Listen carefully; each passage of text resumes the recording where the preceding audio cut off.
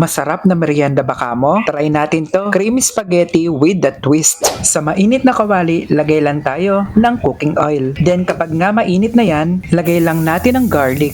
Kapag nag-aromatic na yan, ilagay na ang spaghetti sauce. Nagluto talaga ako ng spaghetti ngayong araw. Ang kaso, gusto ko siya lagyan ng twist. Para nga maiba lang. Ay, may paganong-ganong pa nga ni. Lagyan ng ground pepper. Sundan ng parsley. Then, chili flakes. At gochujang. Mix it very well. Panggigilan nga ang paghahalo. Para nga kumalat yung amoy hanggang kapitbahay.